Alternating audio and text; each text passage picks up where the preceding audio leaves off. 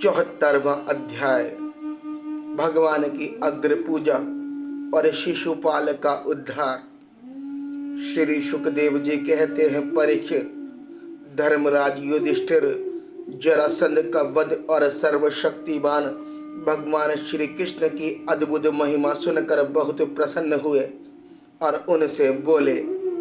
धर्मराज युधिष्ठिर ने कहा, सच्चिदानंद स्वरूप श्री कृष्ण त्रिलोक के स्वामी ब्रह्मा, शंकर आदि और इंद्र आदि लोकपाल सब आपकी आज्ञा पाने के लिए तरसते रहते हैं, और यदि वह मिल भी जाती है तो बड़ी श्रद्धा से उसको शिरोधार्य करते हैं। अनंत, हम लोग हैं तो अत्यंत दीन, परंतु मानते हैं अपने आप को भूपति और नरपति। ऐसी स्थिति में हम हैं तो दंड के पात्र, परंतु आप हमारी आज्ञा स्वीकार करते हैं और उसका पालन करते हैं। सर्वशक्तिमान कमल नयन भगवान के लिए यह मनुष्य लीला का अभिनय मात्र है। जैसे उदा अथवा अत्थ के कारण सूर्य के तेज में घटती या बढ़ती नहीं होती, वैसे ही किसी भी प्रकार के कर्मों से ना तो आपका उल्लास होता है और ना तो हास ही, क्योंकि आप सजातीय, विजातीय और स्वगत भेद से रहित स्वयं पर ब्रह्म परमात्मा है। किसी से पराजित ना होने वाले माधव, यह मैं हूँ और यह मेरा है, तथा यह तू है और यह तेरा है, इस प्रकार की विकार युक्त वेद बुद्धि तो पशुओं की होती है। जो आपके अनन्य भक्त हैं, उनके चित्त में ऐसे पागलपन के विचार कभी नहीं आते। फिर आप में तो होंगे ही कहाँ से। इसलिए आप जो कुछ कर रहे हैं वह लीला ही लीला है।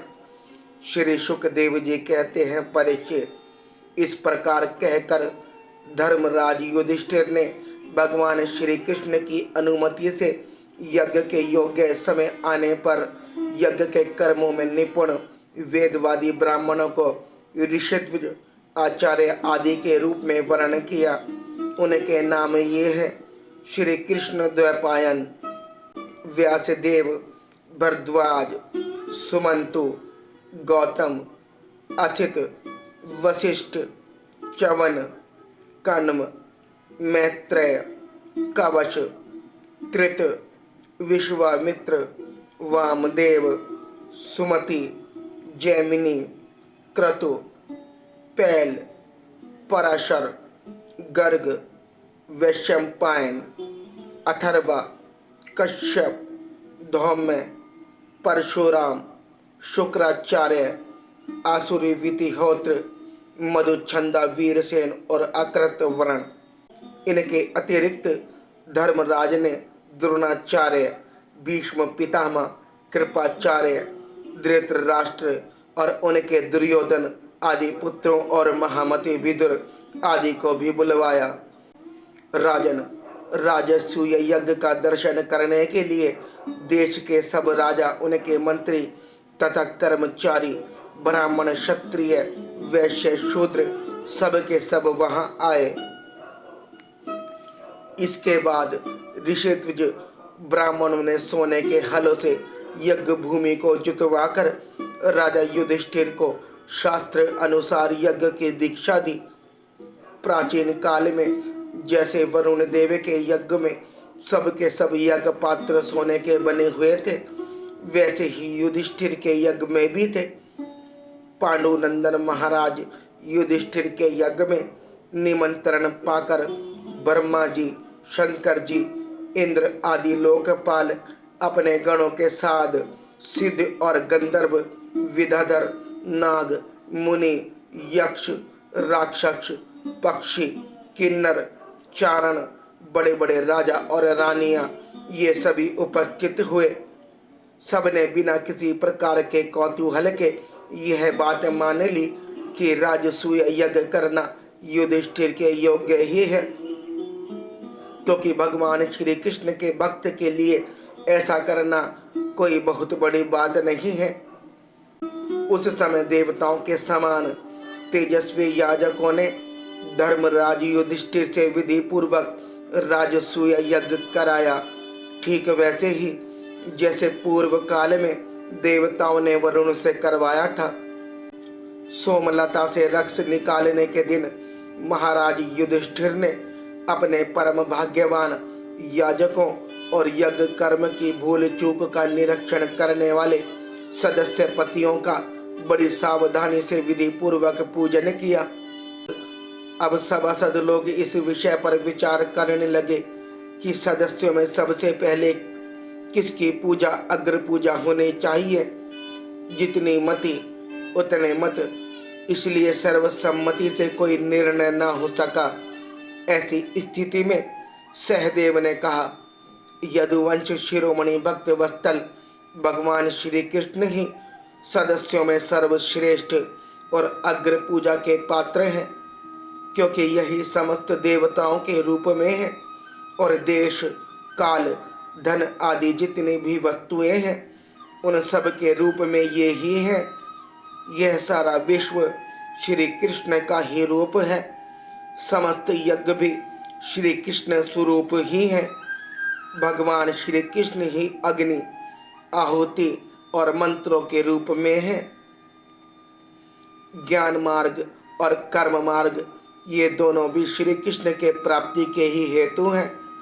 सभासदों, मैं कहाँ तक वर्णन करूं।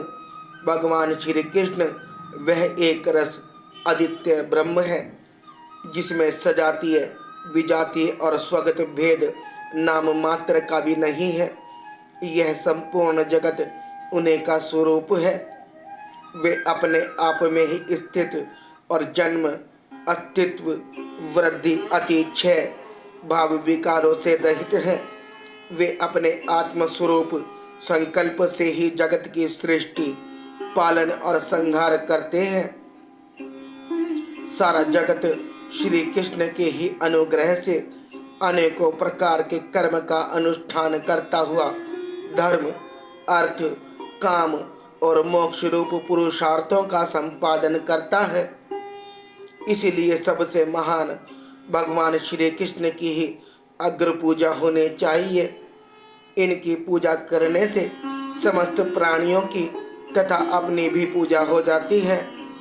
जो अपने दान धर्म को अनंत भाव से युक्त करना चाहता हो, उसे चाहिए कि समस्त प्राणियों और पदार्थों के अंतर आत्मा भेदभाव रहित परम शांत और परिपूर्ण भगवान श्री कृष्ण को ही दान करें। परीक्षित, सहदेव भगवान की महिमा और उनके प्रभाव को जानते थे। इतना कहकर वो चुप हो गए। उस समय धर्मराज युधिष्ठिर की यज्ञ सभा में जितने सत्य पुरुष उपस्थित थे, सबने एक स्वर से बहुत ठीक है, बहुत ठीक, यह कहकर सहदेव की बात का समर्थन किया। धर्मराज युधिष्ठिर ने ब्राह्मणों की यह आज्ञा सुनकर तथा सभासदों का अभिप्राय जानकर बड़े आनंद से, प्रेमोद्रेक से विहल होकर भगवान श्री कृष्ण की पूजा की।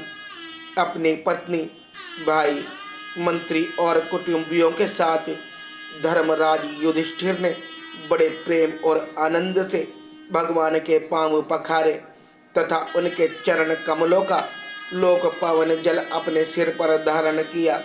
उन्होंने भगवान को पीले पीले रेशमी वस्त्र और बहुमूल्य आभूषण समर्पित किए। उस समय उनके नेत्र प्रेम और आनंद के आंसुओं से इस प्रकार भर गए कि वे भगवान को भली भांति देख भी नहीं सकते थे।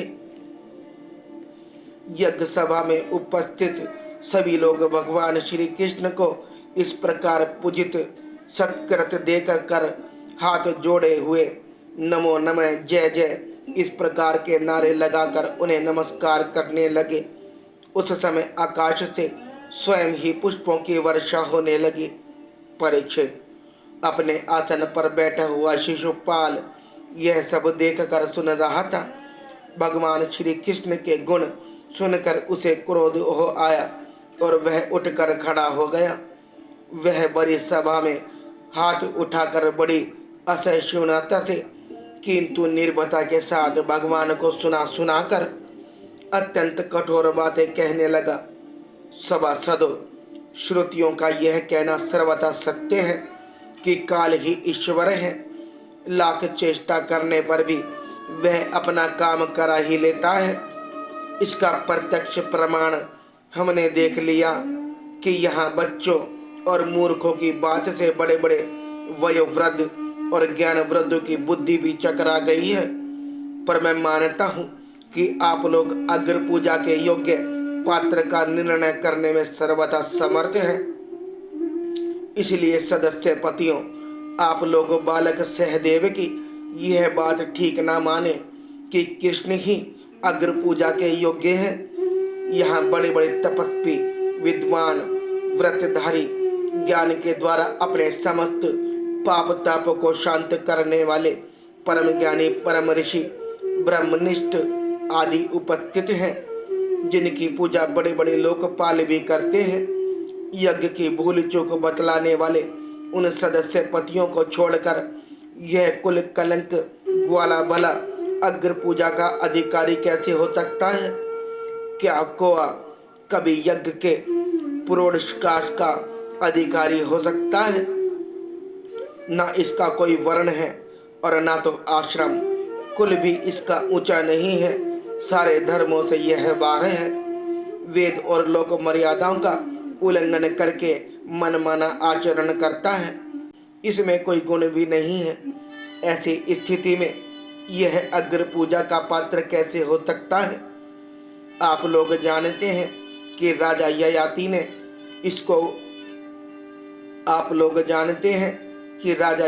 ने इसके वंश को शाप दे रखा है। इसलिए सत्य पुरुषों ने इस वंश का ही बहिष्कार कर दिया है। ये सब सर्वदा व्यर्थ मधुपान में आसक्त रहते हैं, फिर वे अग्र पूजा के योग्य कैसे हो सकते हैं?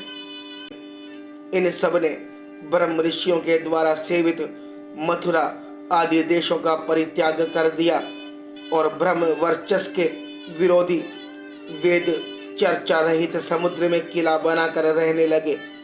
वहां से जब ये बाहर निकलते हैं तो डाकुओं की तरह सारी प्रजा को सताते हैं। परीक्षित, सच पूछो तो शिशुपाल का सारा शुभ नष्ट हो चुका था। इसी से उसने और भी बहुत सी कड़ी कड़ी बातें भगवान श्री कृष्ण को सुनाई, परंतु जैसे सिंह कभी सियार की हुआ पर ध्यान नहीं देता, वैसे ही भगवान श्री कृष्ण चुप रहे। उन्होंने उसकी बातों का कुछ भी उत्तर ना दिया, परंतु सभासदों के लिए भगवान की निंदा सुनना असह्य था। उनमें से कई अपने अपने कान बंद करके क्रोध से शिशुपाल को गाली देते हुए बाहर चले गए। परीक्षित, जो भगवान की या भगवत पारायण की भक्तों की निंदा सुनकर वहां से हट नहीं जाता, वह अपने शुभ कर्मों से च्युत हो जाता है और उसकी अधोगति होती है। परीक्षित, अब शिशुपाल को मार डालने के लिए पांडव, मत्स्य, कैकय और संजय वंशी नरपति क्रोधित होकर हाथों में हथियार ले उठ खड़े हुए, परंतु शिशुपाल को इससे कोई घबराहट न हुई। उसने बिना किसी प्रकार का आगा पीछा सोचे अपने ढाल तलवार उठा ली और वह बड़ी सभा में श्री कृष्ण के पक्षपाती राजाओं को ललकारने लगा। उन लोगों को लड़ते झगड़ते देख भगवान श्री कृष्ण उठ खड़े हुए। उन्होंने अपने पक्षपाती राजाओं को शांत किया और स्वयं क्रोध करके अपने ऊपर झपटते हुए शिशुपाल का सिर छुरी के समान तीखी धार वाले चक्र से काट लिया। शिशुपाल के मार जाने पर वहां बड़ा कोलाहल मच गया। उसके अनुयायी नरपति अपने अपने प्राण बचाने के लिए वहां से भाग खड़े हुए। जैसे आकाश से गिरा हुआ लूक धरती में समा जाता है, वैसे ही सब प्राणियों के देखते देखते शिशुपाल के शरीर से एक ज्योति निकलकर भगवान श्री कृष्ण में समा गई। परीक्षित, शिशुपाल के अंतःकरण में लगातार 3 जन्म से वैर भाव की अभिवृद्धि हो रही थी और इस प्रकार वैर भाव से ही सही ध्यान करते करते वह तन्मय हो गया, पार्षद हो गया। सच है मृत्यु के बाद होने वाली गति में भाव ही कारण है। शिशुपाल की सदगति होने के बाद चक्रवर्ती धर्मराज युधिष्ठिर ने सदस्यों और ऋषित्वजों को पुष्कल दक्षिणा दी तथा सबका सत्कार करके विधि पूर्वक यज्ञांत स्नान अवमर्त स्नान किया।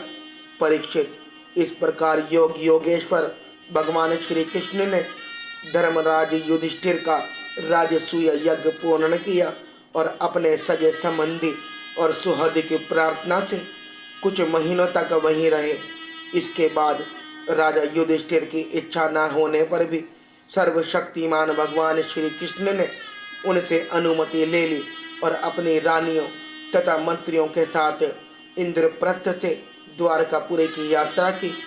परीक्षित, मैं यह उपाख्यान तुम्हें बहुत विस्तार से 7वें स्कंद में सुना चुका हूँ कि वैकुंठवासी जय और विजय सनकादिक ऋषियों के शाप से बार बार जन्म लेना पड़ा था।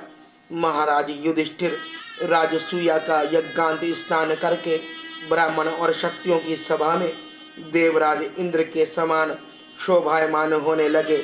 राजा युधिष्ठिर ने देवता, मनुष्य और आकाश आचार्यों का यथा योग्य सत्कार किया तथा वे भगवान श्री कृष्ण एवं राजसूय यज्ञ की प्रशंसा करते हुए बड़े आनंद से अपने अपने लोगों को चले गए। परीक्षित, सब तो सुखी हुए, परंतु दुर्योधन से पांडवों की यह उज्जवल राज्य लक्ष्मी का उत्कर्ष सहन न हुआ, क्योंकि वह स्वभाव से ही पापी, कलह प्रेमी और कुरुकुल का नाश करने के लिए एक महान रोग था। परीक्षित, जो पुरुष भगवान श्री कृष्ण की इस लीला का शिशुपाल वध, जरासंध वध, बंदी राजाओं की मुक्ति और यज्ञ अनुष्ठान का कीर्तन करेगा, वह समस्त पापों से छूट जाएगा।